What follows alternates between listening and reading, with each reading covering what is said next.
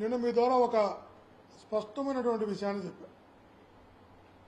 అయ్యా, ఇప్పుడు కాదు ఎప్పటికీ జీవితకాలంలో లిక్కర్కి సంబంధించినటువంటి ఏ దాంట్లో కూడా ఎన్ని వందల కోట్ల వేల కోట్ల ఆదాయం వస్తుందని చెప్పినా కూడా బలమైనటువంటి సెంటిమెంట్ ఉన్న నేను ఆఫీసర్గా చేయాల్సిన వ్యాపారం కూడా లిక్కర్లో లాంటి చేయాల్సి వస్తే నేను చెయ్యను.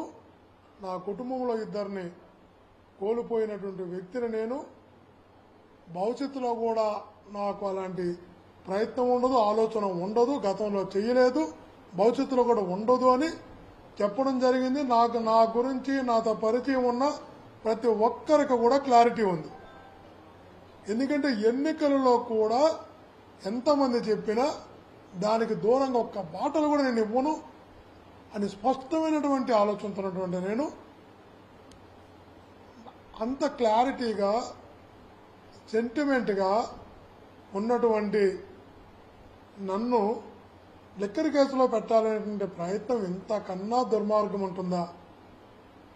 నాకే లిక్కర్ కేసుతో సంబంధం లేనప్పుడు, లిక్కర్తో సంబంధం లేనప్పుడు, ఏ రకమైనటువంటి ఆలోచన నాకు లేనప్పుడు నాతో ఆత్మీయంగా ఉన్నవాళ్ళు, నాతో కూడా ఉన్నవాళ్ళు, నా స్నేహితులు, తమ్ముళ్ళు, నాకు వెంకటేశ్వర నాయుడు అని నాకు ఆల్మోస్ట్ అతను పెళ్లి కాకముందు నుంచి పిల్లలంతా కూడా చాలా సన్నిహితంగా ఉండేవాళ్ళు. హైదరాబాద్కి ఎప్పుడు పోయినా కూడా వచ్చి నాతో పాటు గడిపేవాళ్ళు. ఎక్కడ బయట పోతానంటే కూడా చాలా చక్కగా అందరం కూడా తిరిగేవాళ్ళు. వాళ్ళకి మాకు ఏ రకమైన వ్యాపార సంబంధాలు ఉండవు, ఏ రకమైన ట్రాన్సాక్షన్స్ ఉండవు. మీ అందరితో కూడా చాలా మంది నాకు సన్నిహిత సంబంధాలు ఉంటాయి. సన్నిహిత సంబంధాలు ఎప్పుడు కూడా తప్పు కూడా కాదు.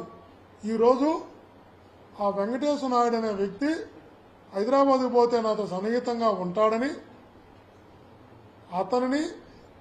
అతని శ్రీమతిని ఇద్దరిని తీసుకెళ్లి 2 రోజులుగా టార్చర్ చేస్తున్నారు సిట్ ఆఫీసులో. నేను నిన్నే చెప్పా, బాబు ఏ బిల్లాడి దాని గురించి, ఏ తప్పు చేయని దాని గురించి, ఏ సంబంధం లేని దాని గురించి మీకు ఏదైనా నన్ను ఇబ్బంది పెడితే, నన్ను జైల్లో పెడితే, నా మీద కేసు పెడితే మీకు సంతృప్తి కలుగుతుందంటే ఖచ్చితంగా చేయండి. ఎవరినంటే వాళ్ళని చిన్న చిన్న ప్రాణాలను ఇబ్బంది పెట్టొద్దని నిన్న చెప్పా, ఇప్పుడు కూడా చెప్తున్నా.